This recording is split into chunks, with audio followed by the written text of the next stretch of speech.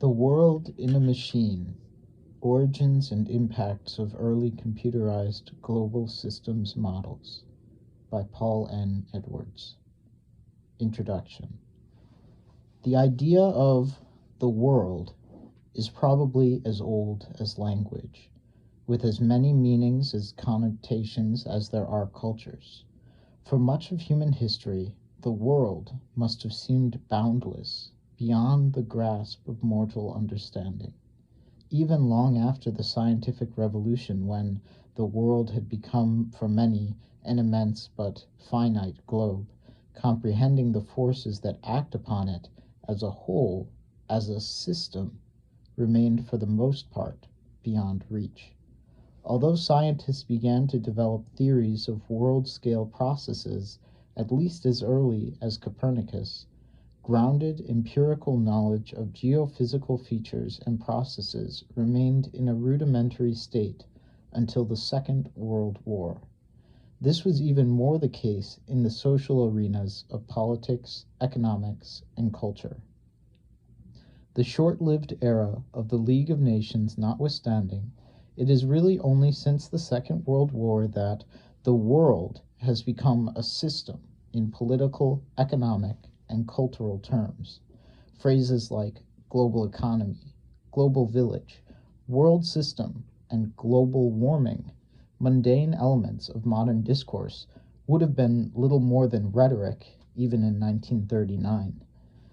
Without the articulated, developed concepts of global systems that underlie these phrases, the world might remain in an important sense merely a symbol or icon. Yet, in our society, we are regularly exhorted by bumper stickers and political leaflets to think globally, to see ourselves as part of a larger, knowable whole. How did the world become a system? What kind of science made it possible to know the planet as a unit, to disentangle the vast array of interlocking forces that determine its characteristics as a system? As the politico-economic world became increasingly integrated, from where did the conceptual tools for grasping that integration come? This chapter begins to address these questions by looking at the first concerted efforts to stimulate complex, global, dynamic systems. I focused on comprehensive mathematical simulation models of global dynamic processes. Unlike maps, globes, and other simple models with one or a few dimensions, these models attempt to capture all of the major elements of time-evolving world-scale systems. The chapter explores the origins of two types of simulation models. 1. Numerical models of weather and climate, and 2. World dynamics models, offshoots of a general method known as system dynamics. In the 1950s, the forecasting of weather by means of mathematical models became feasible for the first time with the advent of electronic digital computers. By the 1960s, increasing computer power had made possible detailed simulations of the general circulation of Earth's atmosphere. This, in turn, allowed scientists to simulate weather and climate, genuinely global systems. During approximately the same period, computer pioneer Jay Forrester created techniques for simulating the dynamic behavior of large socio-technical systems. He began in the late 1950s with factories, proceeded to cities, and published a book on the general principles of systems in 1968. Finally, in the early 1970s, he modeled world dynamics. Under Forrester's aegis, the MIT Systems Dynamics Group used world dynamics models as the basis for the controversial bestseller, The Limits of Growth, published in 1972. According to the System Dynamics Group, imminent global collapse could be prevented only by sweeping, long-term, world-scale planning based on computer modeling. In the 1980s, these two kinds of models became directly linked, in part through concerns over human impacts on global environment, such as global warming and ozone depletion. While their historical origins and purposes are largely distinct, these two kinds of world modeling practices overlapped in some interesting and surprising ways. Here, I outline these origins and overlaps, focusing primarily on the period 1945 to 1972. Bringing them together reveals patterns in the construction of the world through a systems approach to science and science-based policy. The notion of system played a more important role in the world dynamics case, where it served as a central, explicit organizing concept, even, some have said, an ideology, than in weather and climate modeling. But the actual models had much in common. In both cases, feedbacks among systems components lay at the core of the model's design. In both cases, computers made possible the numerical solution of nonlinear dynamic equations and the vast iterative processing required to simulate the interaction of many closely linked factors over long periods of time. In both cases, the acquisition and coding of global data for model validation, calibration, and forecasting became a central, critical, and controversial issue. Finally, in both cases, computer models became the core not only of an epistemology of global systems, but also of a new policy analysis paradigm. Part 1, 1945 to 1956. Computers for simulation and control. Simulation, weather prediction, weather control, and climate models.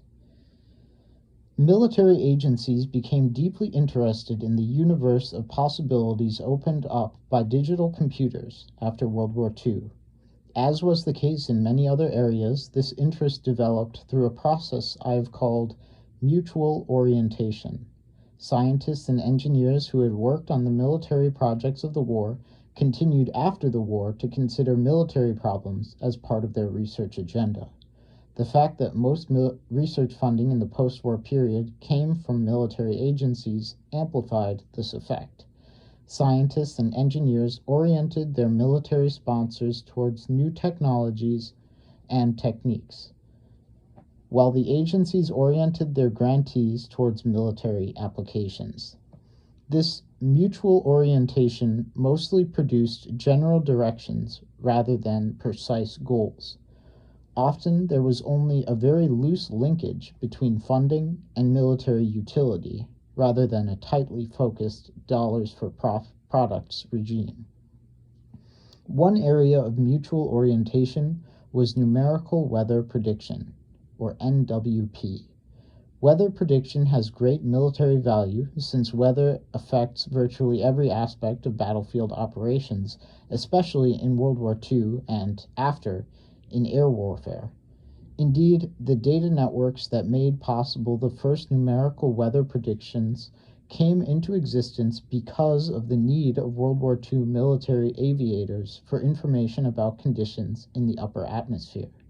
The much increased extent and more systematic character of upper air observations using radiosondes, weather balloons incorporating radio transmitters, aircraft, rockets, and other techniques gave weather forecasters the crucial ability to map activity at several atmospheric levels.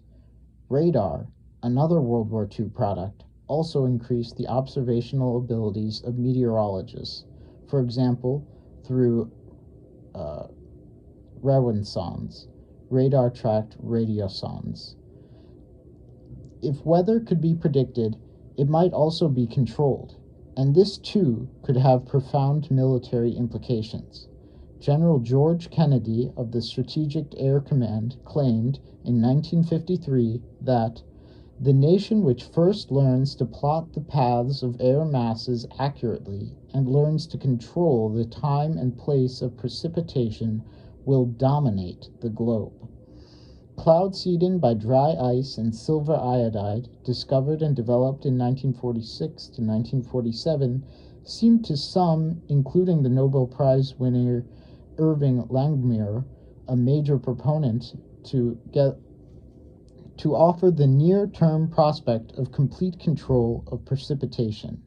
Respected scientists, both American and Soviet, believed in the mid-1950s that a new struggle for meteorological mastery had become a salient element of the Cold War arms race. Proponents of weather control frequently drew analogies between the energy released by atomic weapons and the even larger energy contained in weather systems, and they sought the ability to alter climate as a possible weapon of war. By January 1958, in the aftermath of Sputnik, Newsweek magazine warned readers of a new race with the Reds in weather prediction and control. Numerical weather prediction. The key to numerical weather prediction, the only part of this story I will pursue here, was the digital computer, itself a product of World War II military needs. The chief American computer project, the University of Pennsylvania's ENIAC, was designed for the Army's Aberdeen Proving Ground, where ballistic table production had fallen far behind schedule, but it was not completed until the fall of 1945. John von Neumann, a member of the ENIAC team and also a consultant to the Manhattan Project, suggested the ENIAC's first application, a mathematical simulation of a hydrogen bomb explosion. Von Neumann also foresaw the computer's application to weather prediction. The hydrogen bomb problem and the issue of weather prediction were conceptually linked, as both were essentially problems of fluid dynamics, an area of particular scientific interest to von Neumann. But von Neumann's concern with the weather predictions issue was connected to the bomb in other ways as well. Like many other scientists in the post-war years, and as a Hungarian émigré with bitter memories of communism, von Neumann remained dedicated to the application of science to military problems as the Cold War intensified.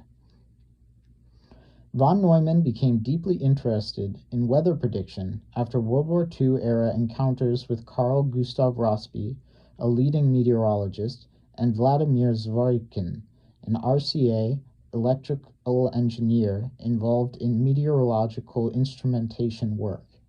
Early in 1946, while the ENIAC was still churning out the Los Alamos H-bomb calculation, von Neumann attended a meeting of the U.S. Weather Bureau and began to plan for work on the weather prediction problem at Princeton's Institute for Advanced Study. Under grants from the Weather Bureau and the Navy and Air Force Weather Services, he assembled a group of theoretical meteorologists at the IAS, which is the Institute for Advanced Study. Among the IAS numerical meteorology project's initial goals was to examine the foundation of our ideas concerning the general circulation of the atmosphere, with the intention of determining the steady state of the general circulation of the atmosphere and its response to arbitrarily applied external influences. The group spent the next 3 years developing numerical methods for various aspects of general circulation and weather problems. Under von Neumann's direction, in late 1949, the group prepared to perform the first computerized weather prediction using the ENIAC. In March and April 1950, members of von Neumann's team carried out 2 12-hour and 4 24-hour retrospective forecasts using observational data. The calculations required about 800 hours of ENIAC computer time, with each 24-hour forecast taking about 24 hours to perform, once the methods had been settled and the programs debugged. Results which, far from perfect, seemed to justify further work. By 1954, the Civilian Weather Bureau the Air Weather Service of the Air Force and the Navy's Naval Weather Service had established computerized weather prediction programs. Routine computerized national weather forecasting began in Sweden in 1954 and in the United States in 1955. NWP models, then as now, work by breaking up the atmosphere into a set of grid boxes, tens to hundreds of kilometers square and hundreds to thousands of meters deep. Within each grid box, conditions such as temperature, humidity, and pressure are assumed homogeneous. The models simulate what happens to the air mass in each grid box on a periodic time step, today typically about 20 to 30 minutes. In early models, sometimes as much as 3 hours. For example, part of a warm air mass might move upward into an adjacent grid box, becoming cooler in the process. Thus, the model as a whole simulates how the specified initial conditions will change over time. However, the chaotic nature of weather processes limits forecasts based on this method to a maximum of about 2 weeks. The 1950 ENIAC forecasts used some 270 grid points, approximately 700 kilometers apart, laid out in a two-dimensional 15 by 18 grid covering North America and much of the surrounding oceans at a single high-altitude atmospheric level. The forecast used a 3-hour time step. Wind speed, wind direction, vorticity, and barometric pressure were the sole forecast elements. A subsequent experimental forecast using a somewhat more refined model employed a grid of 361 points spaced approximately 320 kilometers apart, while the initial Weather Bureau production forecast models used a 600-point grid at 3 altitudes. These resolutions meant that only gross factors affecting weather, regional barometric pressure, temperature, and high-altitude wind speeds and directions, for example, could be predicted. As computer models slowly matured, human forecasters used a combination of the computer-produced regional weather maps, radar images, and especially their own experiential, subjective knowledge of local conditions in preparing their forecasts. Gathering global data. One of the greatest challenges of this era turned out to be the collection of data, and especially its entry into the computer in a form suitable for calculations. International agreements to share weather observations date to the 1878 founding of the International Meteorological Organization, the IMO, one of the oldest intergovernmental organizations in the world. Telegraph and later telephone, radio, and teletype allowed rapid transmission of information. Long before World War II, standard coding systems had been worked out that allowed relatively smooth, coordinated transfer of this information. In 1947, as part of the General Organization of the United Nations, the IMO became the World Meteorological Organization, or WMO. From the point of view of this chapter, a significant name change that marks a new global approach. A central purpose of both organizations was to develop and promote data distribution systems and standardize observational techniques. With the advent of computerized NWP came new needs for data and for ways to handle them. As computer models grew in sophistication, they required information about the state of the atmosphere from ground level to very high altitudes and from locations as near as possible to points on their regular grids, which covered very large areas, continents, and eventually hemispheres.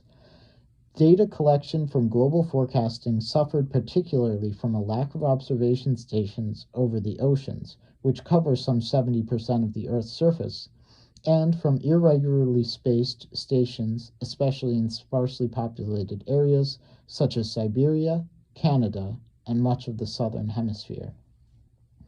As for data entry, at the outset of computerized weather prediction, gathering, plotting, analyzing, and feeding the necessary information for a 24-hour forecast into a computer took between 10 and 12 hours, with another hour required for computation, plus additional time for transmitting the results from the central computer facility in Sweetland, Maryland, to local forecasters.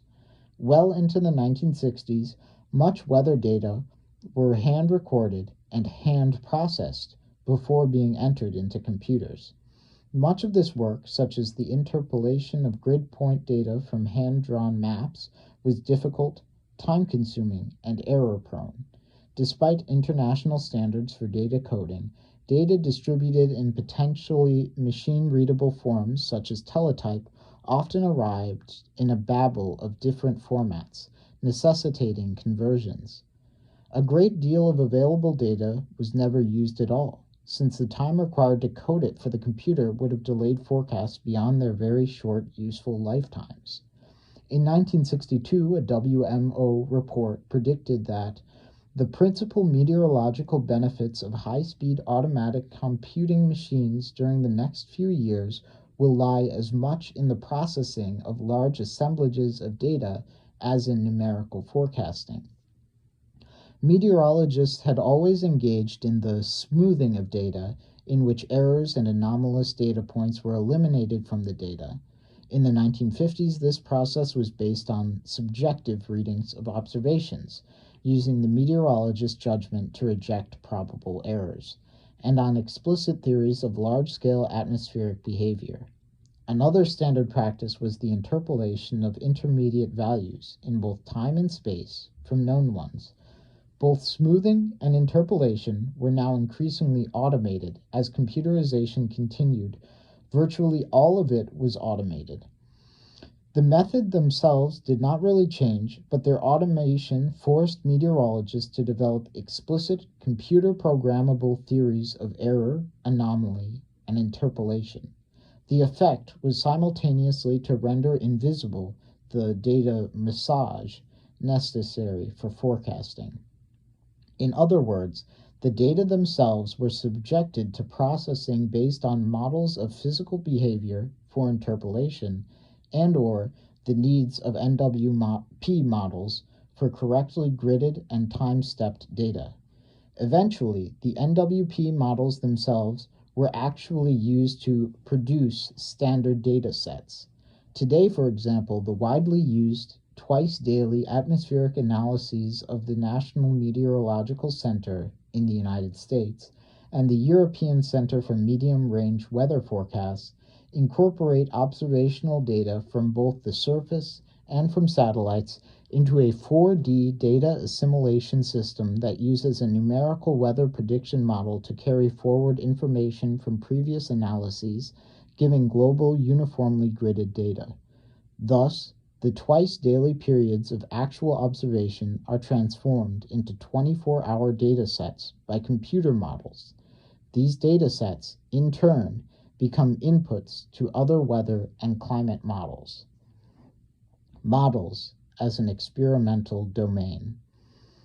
In the period I have been discussing, 1945 to 1956, the utility of digital computers, huge, power-hungry, unreliable, and expensive, remained an open question for many, including to William Asprey von Neumann. Von Neumann regarded the computer's application to meteorology as the crucial test of its scientific value, in large part because the hydrodynamics of the atmosphere is a prime example of those complex, nonlinear phenomena that were previously inaccessible to mathematical study. The success of NWP proved this value, which involved changes much more fundamental than faster calculation. As one of its key members, Jewel Charney explained in an address to the National Academy of Sciences in 1955, the radical alteration that is taking place in meteorology is due to the computer's ability to serve as an inductive device. The machine, by reducing the mathematical difficulties involved in carrying a physical argument to its logical conclusion, makes possible the making and testing of physical hypotheses in a field where controlled experiment is still visionary and model experiment difficult, and so permits a wider use of inductive models. In other words, modelers had already begun to experience the appeal of computer models as an alternative experimental domain. Having successfully fostered the emerging program of numerical weather prediction, von Neumann and his colleagues turned their attention to modeling the atmospheric general circulation, i.e., its global motion and state, in 1953. By 1955, Norman Phillips had completed the first two-layer quasi-geostrophic model. Von Neumann and Harry Wexler of the U.S. Weather Bureau immediately proposed a substantial research program on numerical methods for the general circulation problem. In response, the Weather Bureau created a general circulation research section under the direction of Joseph Smagorinsky. His group eventually became the Geophysical Fluid Dynamics Laboratory, GFDL, now located at Princeton University. Starting in 1959, the laboratory developed a 9-level hemispheric general circulation model, GCM. Groups at UCLA and Lawrence Livermore National Laboratory also began building GCMs around the same time. In addition to their weather prediction applications, GCMs would later become the crucial proving grounds, the experimental domain, for theories of anthropogenic climate change. As the grid scales of weather models and their time steps began to shrink, and as meteorologists sought to model the entire globe, the lack of global uniformly gridded data increasingly became a problem. By the end of the period discussed here, it was beginning to dawn on atmospheric scientists that the core issue of their discipline had been turned on its head by the computer. Whereas, in the very recent past, though the data networks built for World War II military aviation,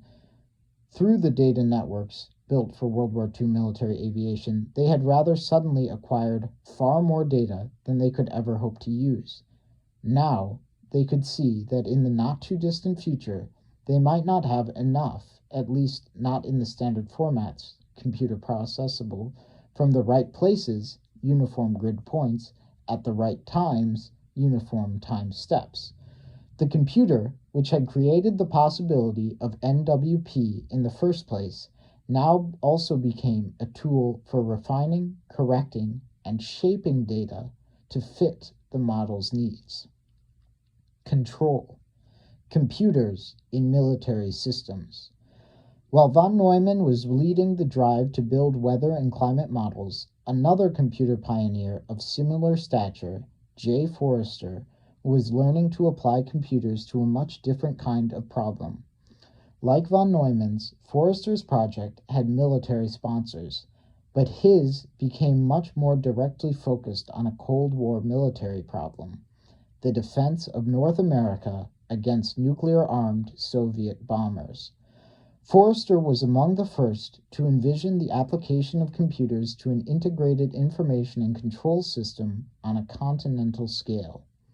The Semi-Automatic Ground Environment System, SAGE, conceived by Forrester and others in the early 1950s and completed by 1961, was capable of using radar data to plot intercept courses for fighter aircraft automatically, of remote control of the latter's autopilots to guide them to their targets, and even in principle of controlling the release of air-to-air missiles. SAGE marked the first effort to apply computers to large-scale problems of real-time control as distinct from calculation and information processing. Control has since become one of the primary applications of computers, but in the 1940s, when Forrester initiated the digital computer project known as Whirlwind, this was far from an obvious use of the new technology. It was dismissed or resisted by many for reasons ranging from reliability problems and expense to the availability of alternatives, primarily analog technologies. Long before Whirlwind became the core of SAGE, Forrester had sought out and studied possible military applications in a process of mutual orientation, like that described above, vis-a-vis weather prediction and control.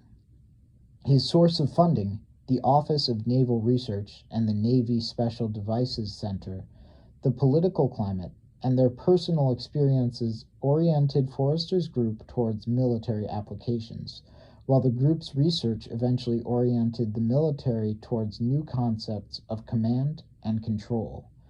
When the first Soviet atomic test and the outbreak of the Korean War shook the nation's confidence in its defenses, Forrester was ready. In the new political context, Forrester's then unusual agenda of digital computers for control suddenly found a vast newly perceived gap.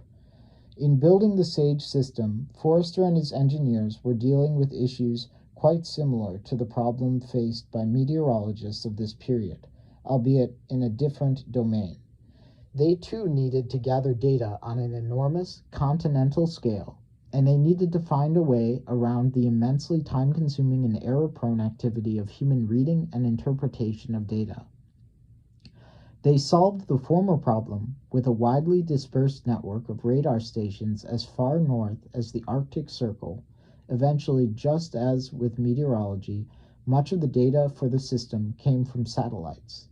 Like the meteorologists, the SAGE engineers solved the problem of automatic data conversion by creating new ways, sensors, interpretation programs, modems, to acquire and input data in numerical forms. In both cases, time pressures were intense.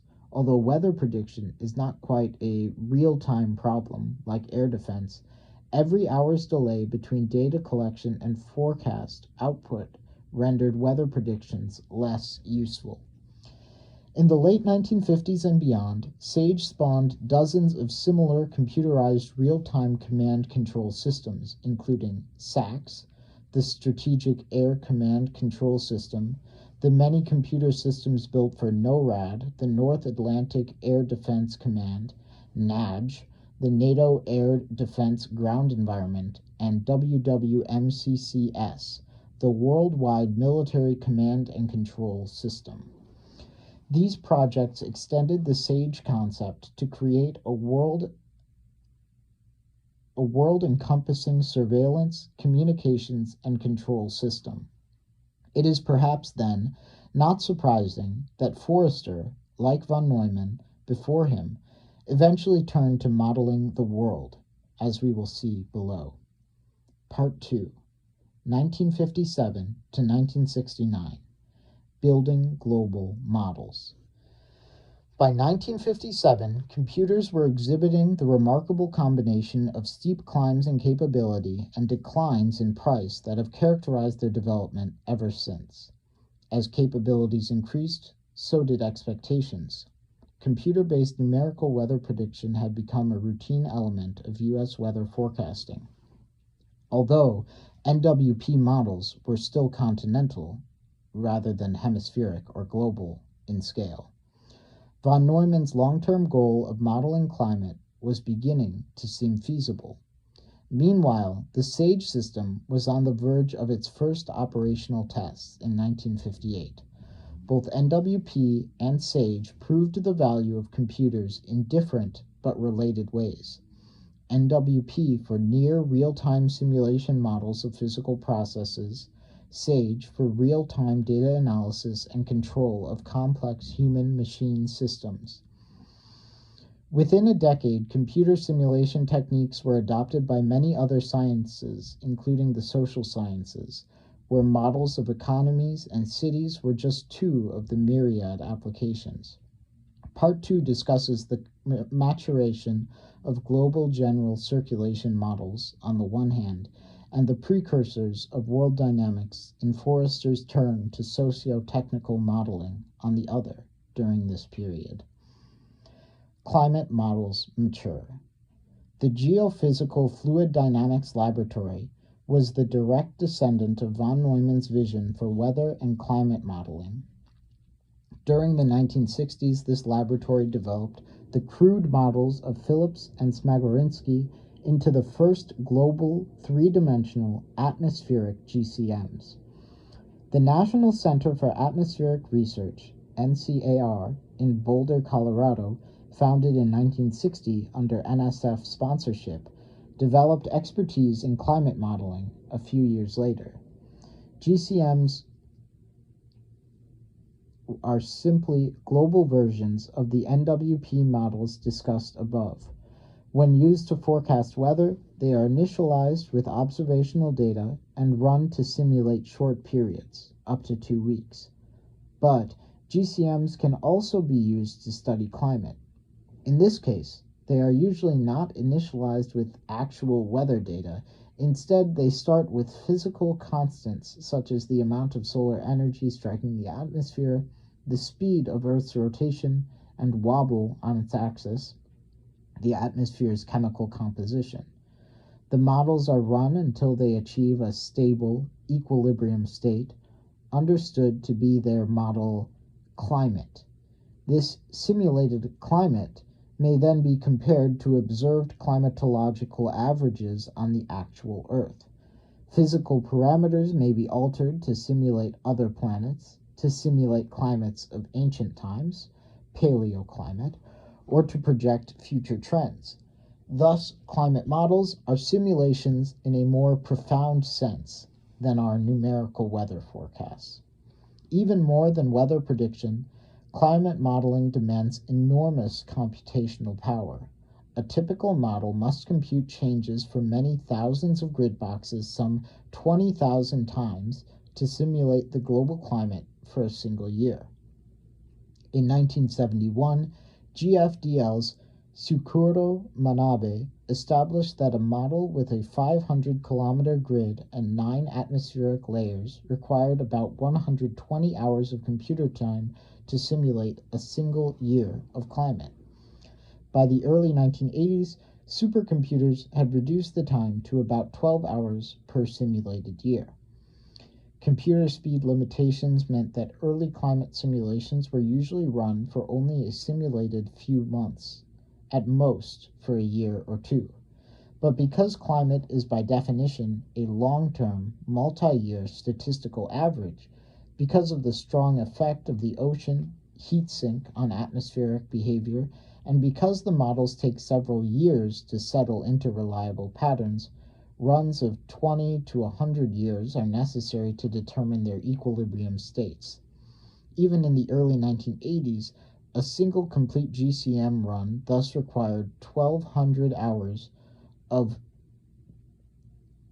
continuous days, 1,200 hours, 50 continuous days of expensive supercomputer time. Despite vast increases in computer power, full runs of today's state-of-the-art GCMs still require hundreds of supercomputer hours, since modelers add complexity to the models even more rapidly than computers improve. By the end of the 1960s, GCMs had become the central tool of climate science, despite their still primitive state. By that point, as we will see below, the issue of carbon dioxide accumulation in the atmosphere had started to acquire some urgency among a small but influential group of scientists. This combination set the stage for the still continuing debate over human-induced global climate change. The International Geophysical Year. As computerized NWP models began to dominate weather forecasting in the late 1950s, with GCMs looming in the scientific horizon, the need for global data sets became increasingly apparent. The first attempts to construct genuinely global data networks for meteorological observation came with the International Geophysical Year, IGY. During the year between July 1957 and December 1958, scientists from some 50 nations conducted global cooperative experiments to learn about world-scale physical systems, including Earth's atmosphere, oceans, ionosphere, and geological structure. Among the major scientific participants and organizers was the WMO. As the IGY began, the theory of carbon dioxide-induced global warming was becoming the focus of considerable scientific attention. Scientists, primarily oceanographers, had begun to explore the fate of carbon dioxide released into the atmosphere by fossil fuel consumption. They knew that the oceans absorbed CO2, but whether and how fast the oceans could absorb all of the fossil fuel's carbon remained in question. In the early 1950s, Hans Soyce used the radioactive carbon injected into the atmosphere by nuclear blasts to trace the circulation of carbon from fossil fuels, concluding that some, but not all, of this excess carbon remained in the atmosphere. A widely cited article by Gilbert Plass, published in 1956, aroused renewed interest in carbon dioxide as a factor in climate change.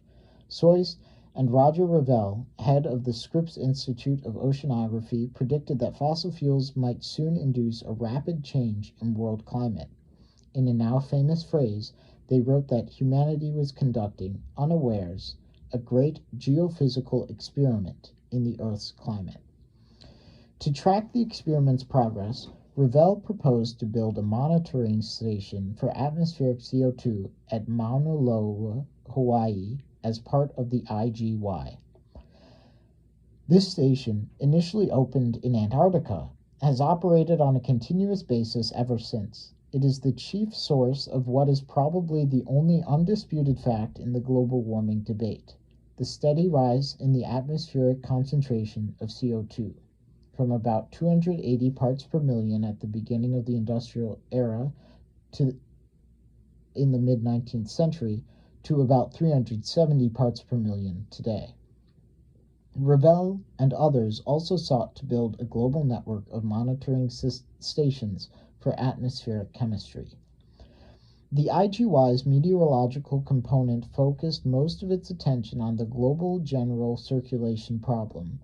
3 pole-to-pole chains of atmospheric observing stations were established along the meridians: 10 east, Europe, Africa; 70 to 80 west, the Americas; and 140 west, Japan or Australia, dividing the globe roughly into thirds. These stations coordinated their observations to collect data simultaneously on specially designated regular world days and world meteorological intervals. An atmospheric rocketry program retrieved information from very high altitudes. An extensive effort was made to gather information about the southern hemisphere from commercial ships, as well as, for the first time, from the Antarctic continent. Data from all aspects of the IGY were deposited at 3 world data centers, one in the United States, one in the Soviet Union, and a third divided between Western Europe and Japan. The IGY efforts thus represented the first global data networks for constant, consistent, structured observation on a scale and grid to match the emerging atmospheric models. Some, but not all, of these efforts continued after 1958. Rising Cold War tensions during this period undoubtedly contributed to their incomplete success. Within a few years, Revelle's hope for a global atmospheric chemistry network fell to the wayside, and even the Mauna Loa station experienced severe funding difficulties.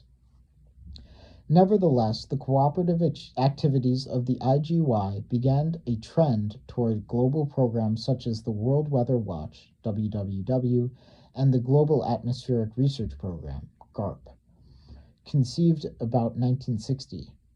WWW took another decade to enter into practice.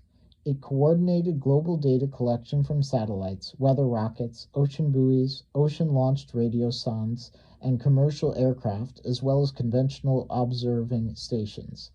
This was necessary, according to one participant, because currently conventional methods will never be sufficient if the state of the atmosphere over the whole globe is to be observed at reasonable cost, with the time and space resolution which can be used with advantage in computer-assisted research and forecasting. GARP had its roots in a 1961 proposal by John F. Kennedy to the United Nations for further cooperative efforts between all nations in weather prediction and eventually in weather control. It took It too took most of the decade to implement, with the participation of American, Soviet, and many other nation scientists. GARP sponsored a series of regional and global observations and experiments. Data gathered by these programs were especially important for global weather and climate models because they included the first detailed observations of equatorial weather, which, in part since it is so constant and predictable, had never been carefully observed. Mirror worlds, models, and data. By the end of the 1960s, global three-dimensional climate models had emerged as the central tool of climate science. Modelers had begun to speak routinely of experiments with the models. Just as with weather prediction, acquisition of global uniformly gridded data became a necessity. But because of the long-term nature of climate processes, climate models posed especially severe data problems. How could they be empirically validated? The season cycle, because of its extreme variability compared with climate change, provides a well-known, reasonably well-understood benchmark against which to test climate models. But this is not enough. Unlike weather models, which are easily checked against observations over very short periods, comparing climate models with reality demands data on a long-term scale, ideally at least 100 years. Records of land and sea surface temperature exist for large areas over the last 100 years, but changes over time in thermometer quality, location, number, and measurement technique create uncertainties. For example, most thermometers are located on land and clustered in and near urban regions where heat island effects raise local temperatures above the regional average. Temperature records at sea come primarily from shipping lanes, ignoring the globe's less traveled areas. Records from the atmosphere above the surface exist only for the last few decades, but until quite recently, these too came mostly from populated land areas in the northern hemisphere. Paleoclimatic data from a variety of proxy sources, tree rings, ice cores, fossilized pollen, etc., are also available, though naturally the accuracy and level of detail in this data is far lower than in direct instrumental observation. Model inputs can be set to the different conditions, orbital precision, trace gas concentration, etc., of past periods, and validated by how well they simulate the paleoclimatic record. During the 1960s, orbiting weather satellites began to provide the first truly global pictures of the atmosphere. The global coverage of satellite data makes them almost fatally attractive to climate modelers. We don't care about a beautiful data set that from just one point, one modeler recently told me. It's not much use to us. We have one person whose almost entire job is taking satellite data sets and putting them into files that it's easy for us to compare our stuff to. Yet even the satellite data are problematic. They provide only proxy measurements of phenomena at low altitudes, which may be distorted by optical effects and orbital drift. In addition, their lifespans are short, 2 to 5 years, and their instruments may drift out of calibration over time. The way in which most of these problems were resolved was by filtering the actual observations through other models, which smoothed, interpolated, and gridded the scattered, uncertain, and often absent data. Some of this was done by hand or by eye, but in many situations, and routinely in the case of satellite data, computer models provided automatic conversion of instrument readings into standard data sets. Without this much lesser known and appreciated class of intermediate models, validation and calibration of NWP models and CGMs could not proceed. In this seemingly paradoxical mirror world, data used to validate one class of models are themselves partly the product of other models. There was, and is, no real alternative. From industrial dynamics to world dynamics. Jay Forrester's world dynamics models were to gain an enormous influence as the basis for The Limits of Growth, a popular bestseller that predicted the catastrophic collapse of socioeconomic systems by 2050.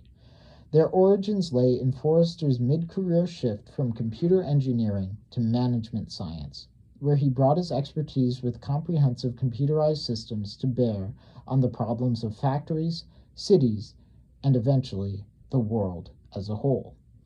As the research phase of the SAGE project drew to a close in the mid-1950s, Forrester grew restless. He had enjoyed a virtually unique position as one of the most important pioneers of digital computing. Now he sought some new area in which he could once again be a pioneer. The opportunity came when he was invited to join MIT's Sloan School of Management, whose mission was to develop a scientific approach to management.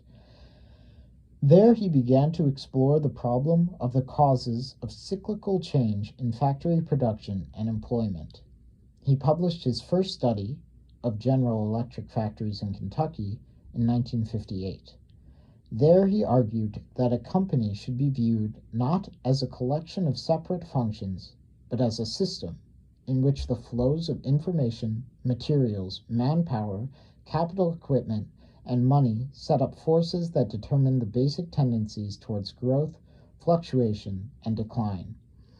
By 1961, he had refined this approach into a comprehensive model-based theory of company activity he called industrial dynamics. Forrester's industrial models typically showed a roller coaster effect, later known as an overshoot and collapse mode. Production and employment, for example, tended to rise high and then rapidly fall back to very low levels, creating employee layoffs and idle factories in a boom-bust cycle.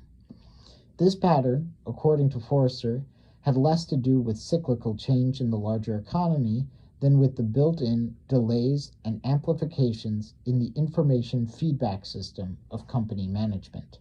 Managers, inclined to attribute fluctuations to external factors, typically tried to dampen these swings, but the policies they introduced often, Forrester believed, actually made the roller coaster effect worse. The introduction of industrial dynamics, 1961, demonstrates the profound influence of the first phase of Forrester's career on his later management science work. Over and over, he points to the automation and simulation of military systems by means of digital computers as the root of current modeling capabilities. The industrial dynamics approach was built, he wrote, on four foundations, which were, primarily, a byproduct of military systems research since 1940. 1. The theory of information feedback systems. 2. A knowledge of decision-making processes. 3. The experimental model approach to complex systems. And 4. The digital computer as a means to simulate realistic mathematical models.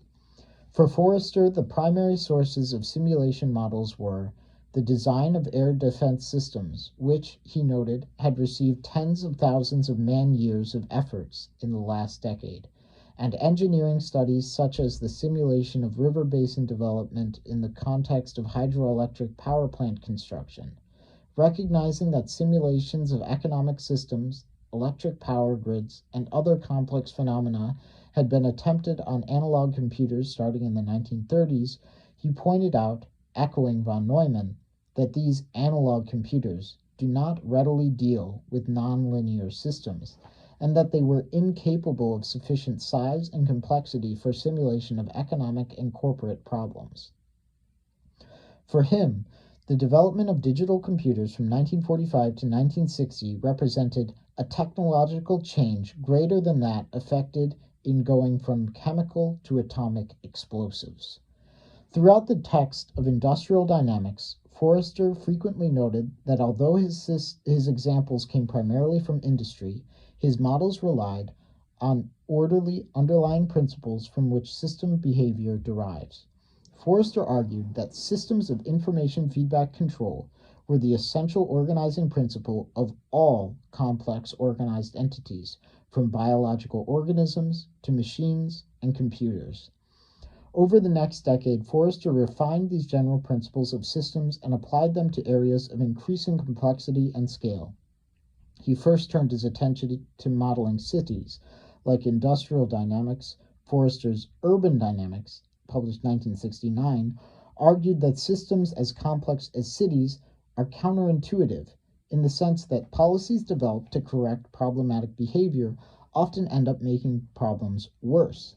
In effect, policymakers tend to see and treat systems rather than causes of problematic system functions.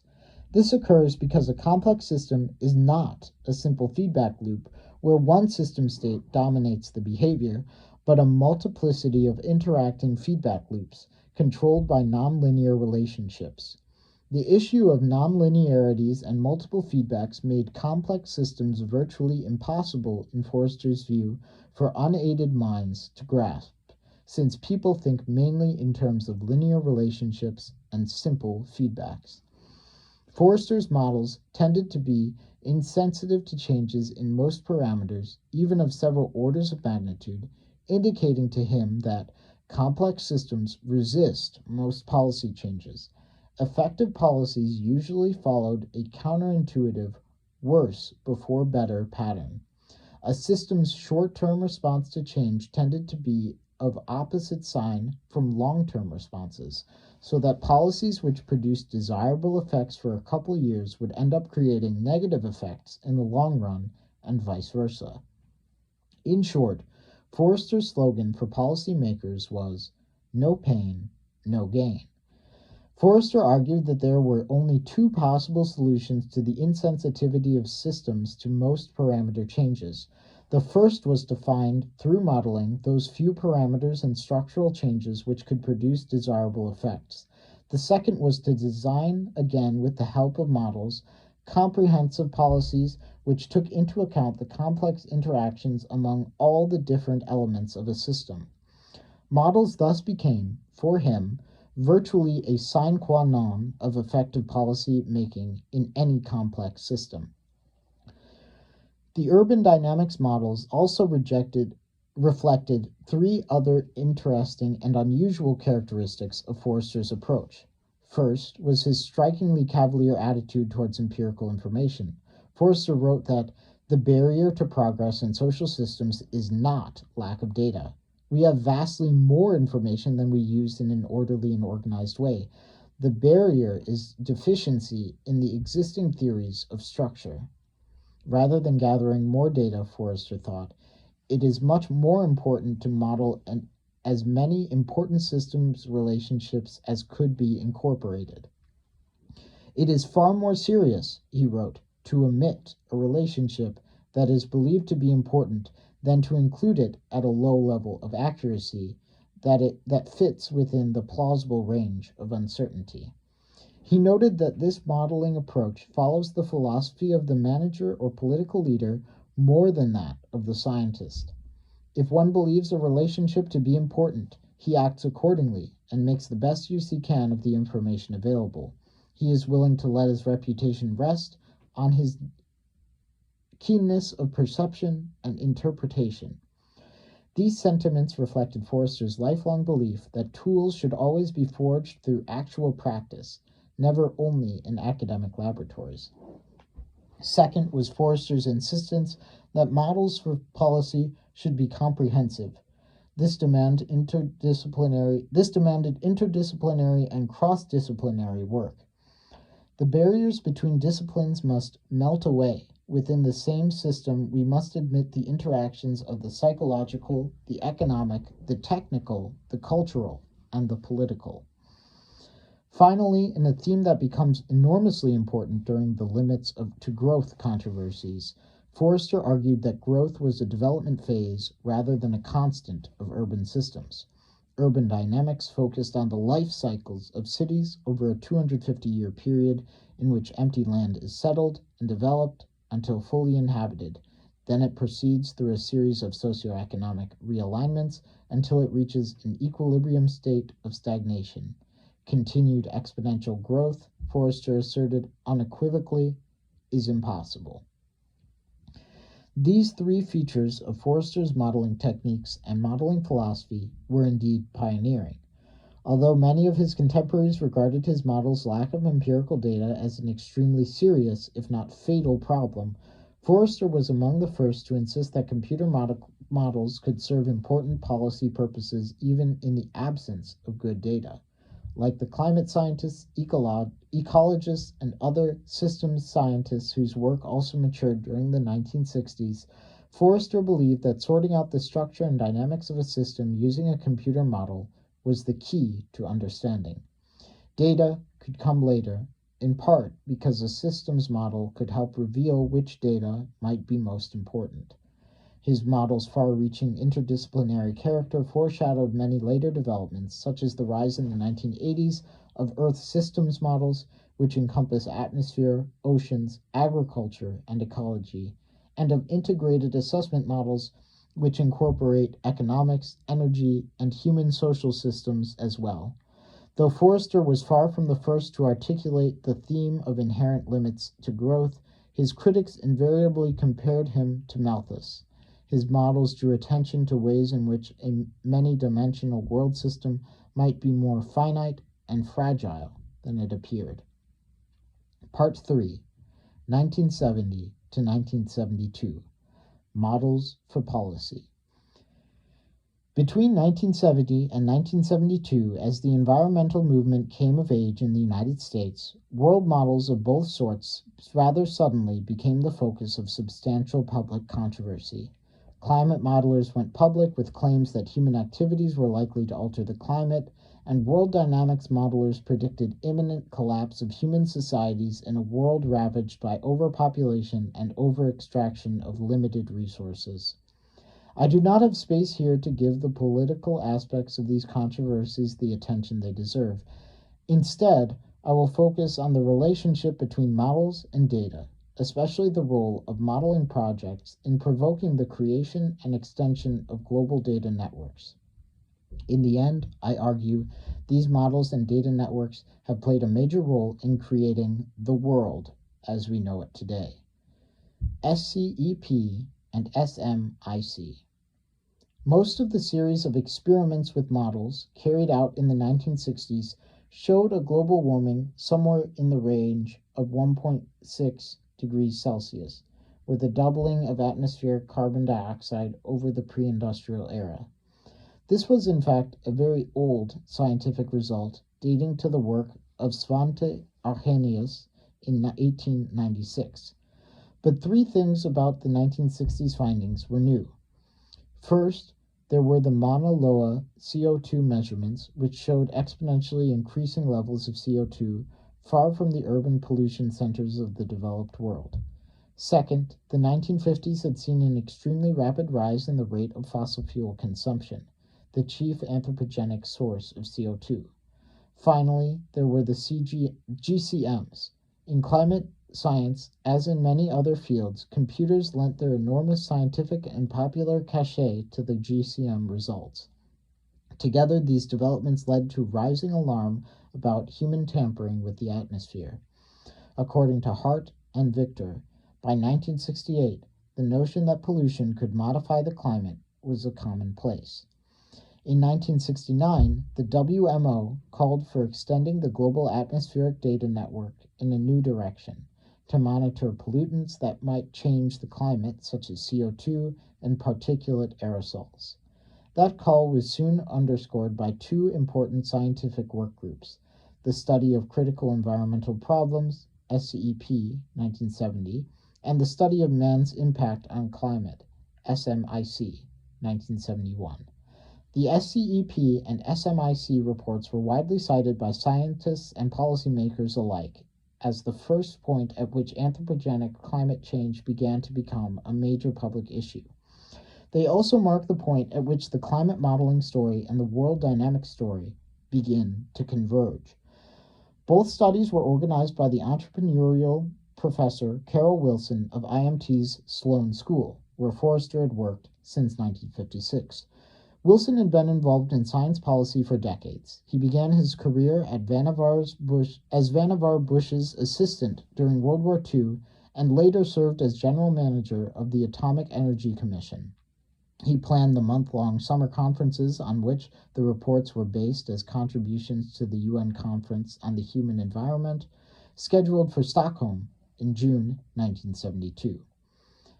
SCEP focused on world-scale environmental problems conceived as the effects of pollution on man through changes in climate, ocean ecology, or in large terrestrial systems. NCAR and SCRIPS, important centers of atmospheric and ocean modeling, respectively, and both loci of important work on the carbon dioxide theory of climate change, were both heavily represented among the invitees. Smagorinsky of GFDL attended on a part-time basis, and Ravel, now at Harvard, consulted. The climactic effects section of the report cited GCMs as indispensable in the study of possible anthropogenic climate change. The report pointed to two key uses of models as laboratory-type experiments on the atmosphere-ocean systems which are impossible to conduct on the actual system, and as a way of producing longer-term forecasts of global atmospheric conditions. While noting their many deficiencies, the report argued that models were the only way that we now conceive of exploring the tangle of relations involved in climate. It therefore recommended an expanded program of climate, ocean, and weather modeling research. SCEP's recommendation focused heavily on the problem of uniform global data. The report noted that critically needed data were fragmentary, contradictory, and in some cases completely unavailable. This was true for all types of data: scientific, technical, economic, industrial, and social. It recommended 3 initiatives. 1. New methods for global information gathering which would integrate economic and environmental statistics along with uniform data collection standards. 2. International physical, chemical, and ecological measurement standards administered through a monitoring standards center. And 3. Integration of existing monitoring systems to produce an optimal global monitoring system. Where the majority of SCEP participants were Americans, SMIC, less than a year before the Stockholm UN meeting, included a much more international cast of characters. SMIC provided a detailed technical discussion of GCMs and other simpler climate models. The study reached conclusions very similar to those of SCEP with respect to human impacts on climate, including possible effects of then controversial supersonic commercial aircraft. The body of the SMIC report reflects relative confidence in the availability of global uniform data, citing the WMO data network, the Global Atmospheric Research Program, and the increasing body of observations gathered by satellites.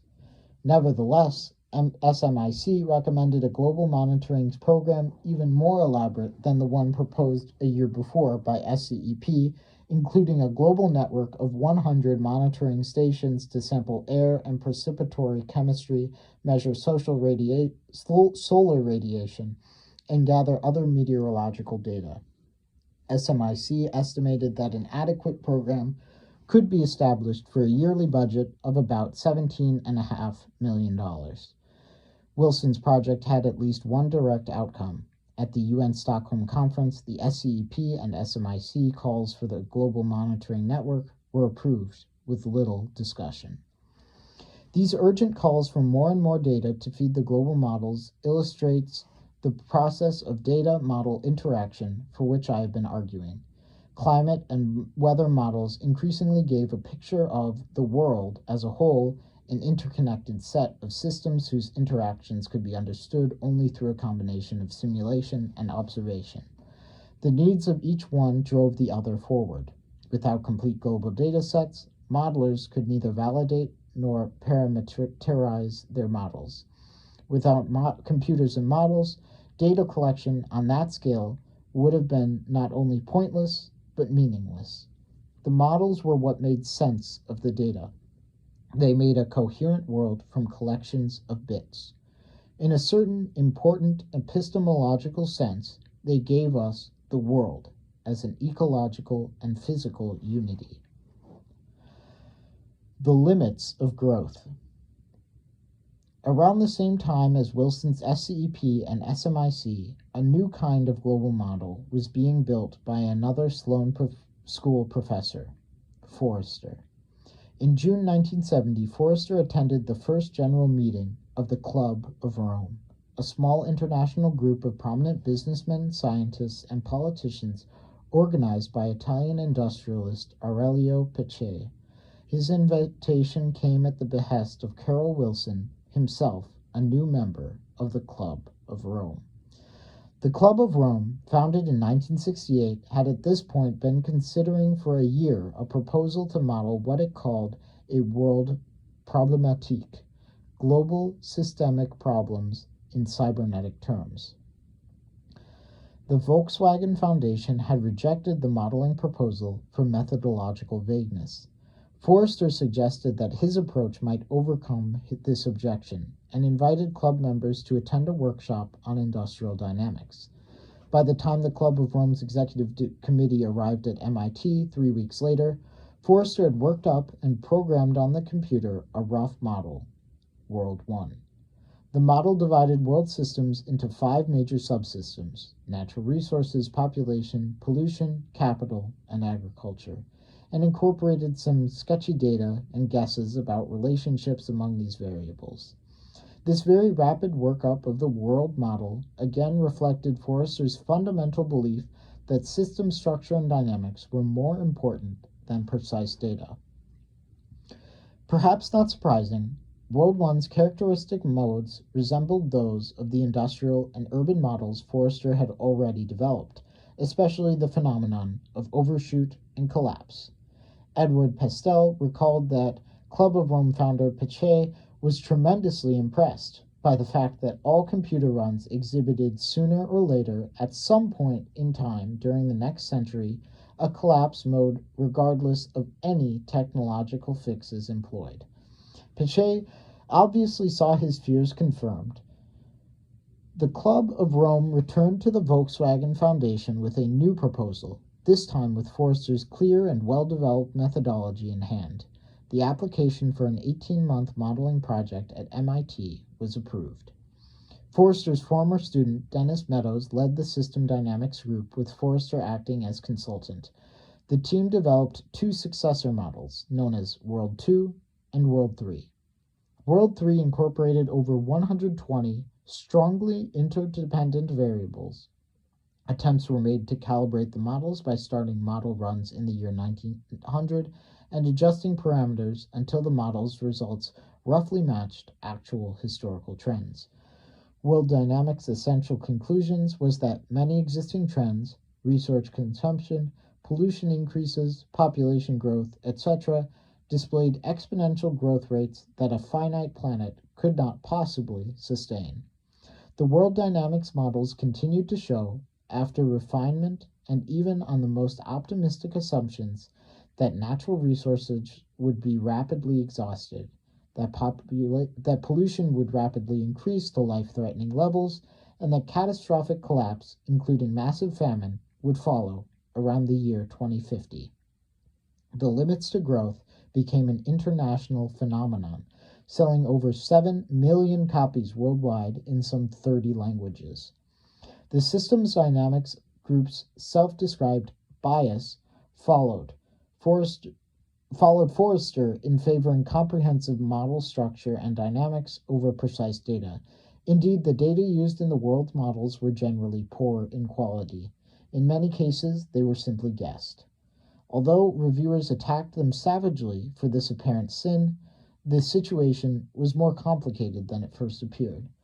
Like the weather and climate modelers before it, the System Dynamics group had a great deal of difficulty acquiring high-quality information in the right form. Since the central idea of the world model was to produce very long runs, up to 150 years, in order to predict long-term consequences of current trends, they could be validated only with very long time series. As Meadows put it in an interview, it was hard in those days to find the kind of comprehensive cross-national time series data on the issues we wanted to see, except on population. So we were looking where we could, with the United Nations and the World Bank as principal sources of information. But the United Nations and the World Bank were only a quarter century old. Where were Meadows and his colleagues to find world-scale information on pollution, agriculture, trade, and so forth, going back more than 25 years. The scant available information, such as population figures, was mostly either in a highly aggregated form that prevented analysis through the model categories, or at a level of disaggregation that would have taken the small modeling group years to organize. So Meadows' group chose the path Forrester had blazed for them: model the structure and worry about the data later. Irving Eligorti's analysis of this situation bears careful attention. The Meadows team had problems finding globally oriented information because information of that type was not normally collected within a framework of scientific practice that did not conceptualize the global as an entity on which information needed to be collected. Just as with weather and climate modeling, one indirect effect of the limits to growth and its successors was to create an epistemological framework in which gathering global information became necessary and made sense. All the models drew heavy fire from some sectors of the scientific community and especially economists. Within a couple of years, most scientists regarded them with indifference or even contempt. Many in the policy community found the world models approach, in an era when computer simulation was far less widely understood and accepted than today, technocratic in the extreme. This impression was only amplified by the Club of Rome's elite character and by the perceived arrogance and insensitivity of some of the modelers. Nevertheless, during the rest of the 1970s, the Club of Rome commanded considerable international respect. It convened a series of meetings among senior politicians to discuss global resource concerns. The meetings, held in major world capitals, sometimes included the presidents and prime ministers of such nations as Canada, Sweden, the Netherlands, and Mexico. The limits to growth and the Club of Rome had few, if any, direct policy impacts. Nevertheless, through its models, popular books, meetings, and person-to-person canvassing of politicians, the club succeeded in communicating to both a broad public and a policy elite its two basic conclusions: that population, pollution, and consumption levels could not continue to grow indefinitely, and that attempts to control problems piecemeal without taking into account the interconnected nature of world socio-technical environmental systems would not work and might actually backfire.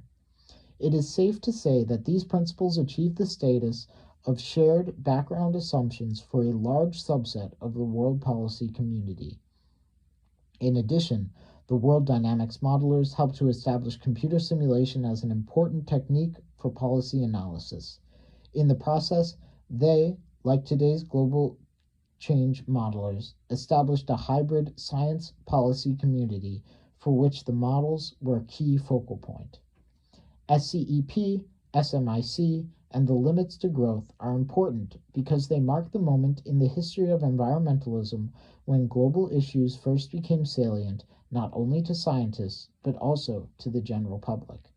Before this point, virtually the only issue discussed as global was population.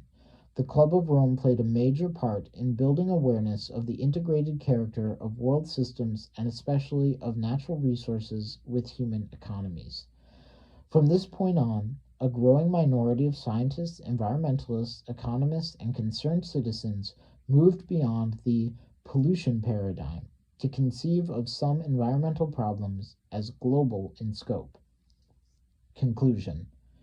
During the past decade, computerized global modeling has become a widely accepted paradigm in science, in policy forecasting, and especially in science-based policy analysis.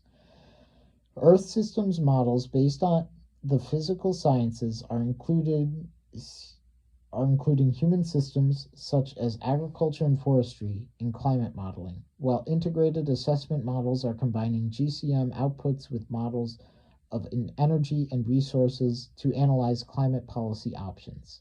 Some of these, such as the Dutch Integrated Assessment Model, IMAGE, descended directly from Forrester's world dynamics. The history of these modeling techniques thus holds some important lessons for the present. In each case, computer models represented a fundamentally new approach to the phenomena in question. Detailed simulation models of global dynamic processes were, in general, not possible before the advent of electronic digital computers for two reasons. One of these is obvious. The scale of calculation involved was prohibitive.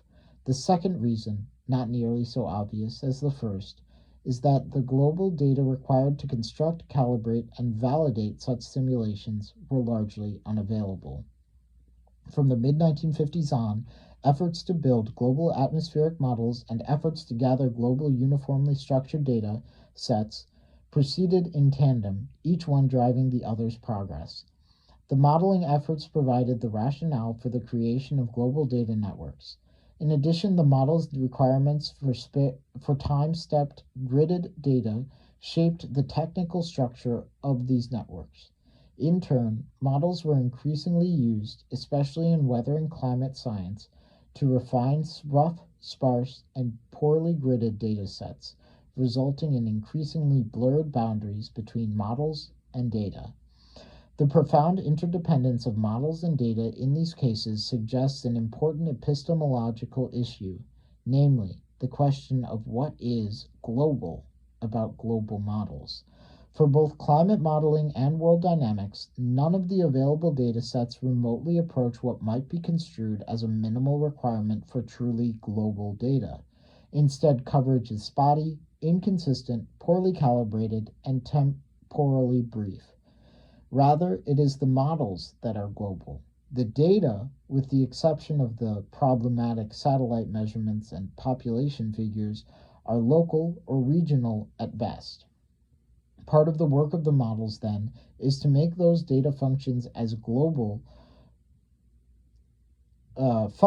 make those data function as global by providing an overarching reference frame. As in many other areas of science, the U.S. high-technology Cold War strategy made immense financial and technical resources, especially computers and satellites, available to scientists and influenced research directions, particularly in the 1950s. In the case of weather and climate modeling, both the necessary equipment and the requisite data networks were direct products of military efforts during World War II and the early Cold War. Contests to achieve accurate weather prediction and weather control developed as part of the general Cold War arms race. In the case of the world dynamics models, Forrester's systems thinking had early precursors in his 1944 to 1956 work on World War II and Cold War military projects, especially the SAGE Continental Air Defense Systems. Forrester and his research group envisioned comprehensive solutions to world-scale military problems featuring digital computers as the focal technology. These concepts and technologies of global systems control had a profound influence on Forrester's later world modeling projects. In both cases, international cooperative ventures were catalytic. The UN-sponsored World Meteorological Organization, the World Weather Watch, the Global Atmospheric Research Program, and other projects produced a variety of data and data networks that became crucial to weather and climate model development. The 1957 International Geophysical Year, which produced the first global uniform meteorological data sets, was a hybrid scientific political response to Cold War tensions. The world dynamics models grew out of the Club of Rome's efforts to promote understanding of the world problematique. They employed data gathered by various UN agencies, but also focused a glaring light on the inadequacy of world-scale socio-economic information sources. The importance of uniform data for these kinds of models has only grown with time. Thus, the second crucial aspect of the global character of global models is their role in generating and extending global data networks. The worldwide spread of scientific instrumentation for atmospheric observations and of the knowledge and practices required to make such instrumentation function reliably is one form of globalization rarely mentioned in the modern litany of global activities. This is equally true for the less developed but also extremely extensive data networks for collecting information about population, energy use, agriculture, trade, and other socioeconomic activities. Global data networks require high levels of standardization, creating new commonalities in practice and understanding worldwide. With the emergence of global environmental politics, these data networks are among the forces creating concepts for global systems, global problems, and global common interests. From the perspective of this chapter, these are among the most important globalizations of all, for it is with models and data networks that modern concepts of the world have been built.